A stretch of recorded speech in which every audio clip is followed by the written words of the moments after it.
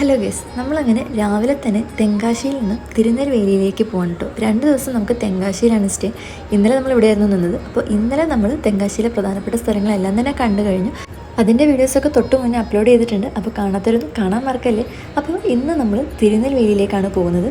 തെങ്കാശിയിൽ നിന്നും 59.4 കിലോമീറ്ററാണ് തിരുനെൽവേലിയിലേക്കുള്ളത്. അപ്പോൾ പോകുന്ന സൈഡിലുള്ള കാഴ്ചകളൊക്കെ കണ്ടല്ലോ, ഇഷ്ടം പോലെ കാറ്റാടിപ്പാടങ്ങൾ കാണാം കേട്ടോ.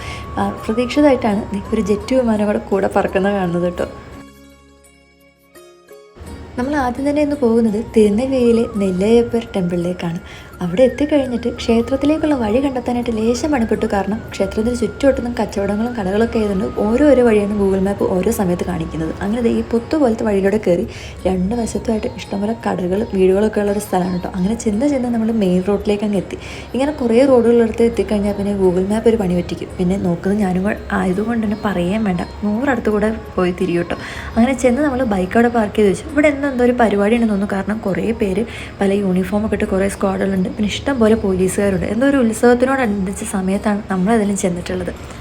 കുറേ പന്തലൊക്കെ ഇട്ട് അമ്പലമൊക്കെ നന്നായിട്ട് അലങ്കരിച്ചൊരു സമയം തന്നെയാണ്. ഒരു 100 കണക്കിന് പോലീസുകാരാണ് ഇവിടെ പല ഭാഗത്തായിട്ട് ഡ്യൂട്ടിയിലുള്ളത് കേട്ടോ. ഇനിയിപ്പോൾ ഈ ക്ഷേത്രത്തെക്കുറിച്ച് പറയുകയാണെങ്കിൽ തമിഴ്നാട്ടിലെ തിരുനെൽവേലി ജില്ലയിൽ സ്ഥിതി ചെയ്യുന്ന അതിപുരാണമായ ഒരു ശിവക്ഷേത്രമാണ് നെല്ലയ്യപ്പർ ക്ഷേത്രം. തമിഴ്നാട്ടിലെ നിരവധി ക്ഷേത്ര നഗരികളിൽ ഒന്നാണ് തിരുനെൽവേലി എന്നുള്ളത് പിന്നെ എടുത്തു പറയേണ്ട ഒരു കാര്യമല്ലല്ലോ.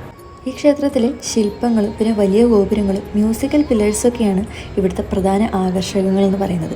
പിന്നെ ക്ഷേത്രത്തിനുള്ളിലെ പ്രതിഷ്ഠ മുളങ്കാടിനുള്ളിൽ പ്രത്യക്ഷപ്പെട്ടതായി വിശ്വസിക്കപ്പെടുന്നു. അതുകൊണ്ട് തന്നെ ശിവനെ നെല്ലയ്യപ്പർ എന്നും വേണുവനനാഥർ എന്നും വിളിക്കുന്നു. ഇവിടെ ശ്രീ പാർവതിയെ കാന്തിമതി അമ്മനായും ആരാധിക്കുന്നു.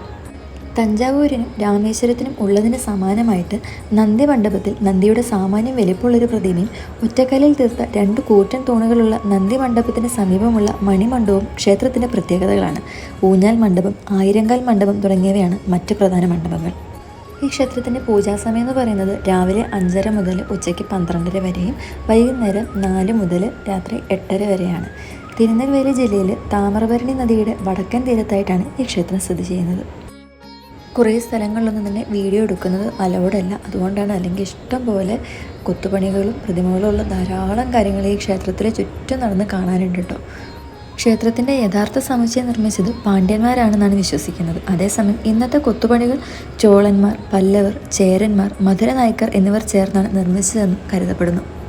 AD 7-ാം നൂറ്റാണ്ടിൽ ഭരിച്ചിരുന്ന ഇന്ദ്രസേനൻ നെടുമാരനാണ് ക്ഷേത്രത്തിൻ്റെ ശ്രീകോവിലും ഗോപുരങ്ങളും നിർമ്മിച്ചത്. ഏകദേശം 14.5 ഏക്കർ വിസ്തൃതിയിലാണ് ഈ ക്ഷേത്ര സമുച്ചയം സ്ഥിതി ചെയ്യുന്നതെന്നാണ് കേട്ടോ പറയുന്നത്. ഈ ക്ഷേത്രവുമായി ബന്ധപ്പെട്ട് ധാരാളം ഐതിഹ്യങ്ങളും കഥകളൊക്കെ ഉണ്ട്. അതിലേറ്റവും പ്രധാനം എന്ന് പറയുന്നത് മുൻപുണ്ടായ കനത്ത മഴയിൽ നെൽപ്പാടങ്ങൾ നശിക്കാൻ തുടങ്ങിയപ്പോൾ ഭക്തനെ രക്ഷിക്കാൻ വേണ്ടിയിട്ട് ശിവൻ വേലി കെട്ടിയെന്നും അങ്ങനെയാണ് ഈ പ്രദേശത്തിന് തിരുനെൽവേലി എന്ന പേര് കിട്ടിയതെന്നും പറയുന്നു.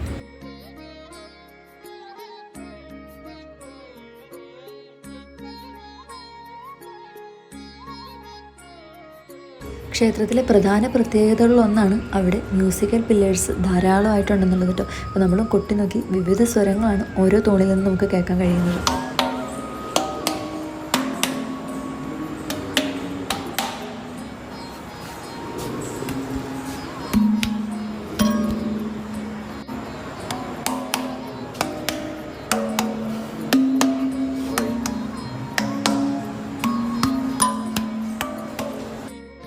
മ്യൂസിക്കൽ പില്ലറുകൾ എന്ന് പറഞ്ഞിട്ടുണ്ടെങ്കിൽ ശബ്ദം സൃഷ്ടിക്കുന്ന കൽത്തൂണുകൾ. അപ്പോൾ ഇവിടെ ഓരോന്നിനും നമ്മളിങ്ങനെ കൊട്ടുമ്പോൾ നമുക്ക് സരിഗമ പദനി എന്നുള്ള സ്വരങ്ങളൊക്കെ നമുക്ക് ഏകദേശമൊക്കെ മനസ്സിലാവും കേട്ടോ. അപ്പോൾ കുറേ പ്രാവശ്യമൊക്കെ അത്ഭുതമായിട്ട് തോന്നി. അങ്ങനെ പലപ്പോഴും കൊട്ടിയൊക്കെ നോക്കി അങ്ങനെ നമ്മൾ അമ്പലത്തിന് വെളിയിലേക്ക് ഇറങ്ങി കേട്ടോ. ധാരാളം പൂജാ സാധനങ്ങളൊക്കെ വെച്ചുകൊണ്ട് ഇഷ്ടംപോലെ കച്ചവടക്കാരുണ്ട്.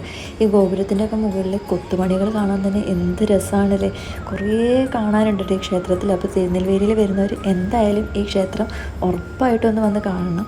ഞാനിങ്ങനെ പുറത്തെ വീഡിയോസൊക്കെ എടുത്തുകൊണ്ട് വെക്കുമ്പോൾ ഇവിടെ ധാരാളം പോലീസുകാർ ഡ്യൂട്ടിക്ക് ഉണ്ടായിരുന്നു കേട്ടോ. അപ്പോൾ അതിലൊരു സാറിനോട് ചോദിച്ചൊരു ചോദ്യമാണ്, അതായത് ഈ ചൂടത്തും ഇങ്ങനത്തെ ഈ കോട്ടിട്ട് നടക്കുന്നത് എന്തിനാണ്, ചൂടൊന്നും എടുക്കുന്നില്ലേ എന്നുള്ളത്. കാരണം ഇവിടെ അത്രയ്ക്കും നല്ല ചൂടാണ് കേട്ടോ. ഞാനിവിടെ എല്ലാ സ്ഥലത്ത് ചെല്ലുമ്പോൾ ഈ കോട്ടിങ്ങനെ ഒരു പിടിച്ച് നടക്കണ്ടല്ലോ, പിന്നെ അത് ചുമക്കണമല്ലോ എന്ന് ഓർത്തിട്ടാണ് ഞാൻ നടക്കുന്നത്. അപ്പോൾ ഏതായാലും ഇത്രയും ദൂരത്തുനിന്ന് വരുന്നതുകൊണ്ട് വെയിലടിച്ച് കറക്കാതിരിക്കാനാണ് കോട്ടിട്ടിരിക്കുന്നതെന്ന് പറഞ്ഞിട്ടോ. അപ്പോൾ നമ്മൾ പുറത്തേക്ക് ഇറങ്ങിക്കഴിഞ്ഞപ്പോൾ ധാരാളം രഥങ്ങളുണ്ട് കേട്ടോ ഇവിടെ.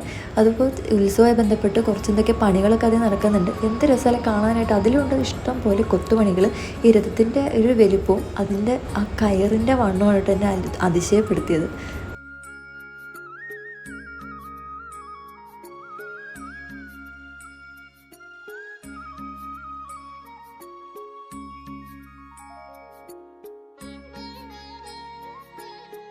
അങ്ങനെ രഥത്തിൻ്റെ ചുറ്റും നടന്ന് കുറേ ഫോട്ടോസും വീഡിയോസൊക്കെ എടുത്തിട്ടോ. കയറിൻ്റെ വണ്ണം കണ്ടില്ലേ, എത്ര നീളത്തിലാണെന്നറിയാം നീണ്ടു കിടക്കുന്നത്. അങ്ങനെ പിന്നെ നമ്മൾ അമ്പലത്തിനൊക്കെ തൊഴുത് കാഴ്ചകളൊക്കെ കണ്ടിറങ്ങി. ഇനിയിപ്പോൾ നമ്മൾ എന്തെങ്കിലും കഴിക്കാമെന്ന് ഓർത്തിട്ടോ. അപ്പോൾ അവിടെ തന്നെ പഠിക്കലുള്ള ഒരു കടയിൽ കയറിയിട്ട് ഇഡലിയും സാമ്പാറും ചട്നിയും കൂട്ടി കഴിച്ചു, പിന്നെ ചായയും കുടിച്ചിട്ടോ. തിരുനെൽവേലിയിൽ എത്തുമ്പോഴത്തേക്കും നമ്മുടെ മറ്റൊരു പ്രധാനപ്പെട്ട പ്ലാൻ എന്ന് പറഞ്ഞിട്ടുണ്ടെങ്കിൽ ഇവിടുത്തെ ഏറ്റവും പ്രശസ്തമായ ഹൽവ ഒന്ന് കഴിച്ചു നോക്കണമെന്നാണ്. തിരുനെൽവേലി ഹൽവ ഭയങ്കര പ്രസിദ്ധമാണ്. പക്ഷേ ഈ കടക്കാരോടൊക്കെ അത് എവിടെയാണെന്നൊക്കെ അന്വേഷിച്ചൊക്കെ വന്നപ്പോൾ അവരുടെ ചില അഭിപ്രായങ്ങൾ കേട്ടപ്പോൾ നമുക്കത് ക്യാൻസൽ ചെയ്യേണ്ടി വന്നു കേട്ടോ. അങ്ങനെ നമ്മൾ ഹൽവ എന്നുള്ള പ്ലാൻ മാറ്റി അടുത്ത ഇവിടെയുള്ള പ്രധാനപ്പെട്ട 2 സ്ഥലങ്ങളും കൂടി ഇന്ന് കറങ്ങി കണ്ട് തിരുനെൽവേലി കംപ്ലീറ്റ് ആക്കാനായിട്ടൊരു പ്ലാൻ. അപ്പോൾ അതിനകത്ത് മണിമുത്താർ ഡാം, വെള്ളച്ചാട്ടം, പാപനാശം തുടങ്ങിയ സ്ഥലങ്ങളാണ് കേട്ടുള്ളത്. അപ്പോൾ അതിൻ്റെയൊക്കെ വീഡിയോസ് ഞാൻ അടുത്തൊരു പാർട്ടായിട്ട് അപ്ലോഡ് ചെയ്യാം. അപ്പോൾ വീഡിയോ ഇഷ്ടപ്പെട്ടിട്ടുണ്ടെങ്കിൽ, ആദ്യമായിട്ട് കാണുന്നവരുണ്ടെങ്കിൽ ഒന്ന് ചാനൽ സപ്പോർട്ട് ചെയ്യാനും വീഡിയോ ഒന്ന് ലൈക്ക് ചെയ്യാനും മറക്കല്ലേ. അപ്പോൾ അടുത്ത വീഡിയോ ആയിട്ട് കാണാം. Okay, by.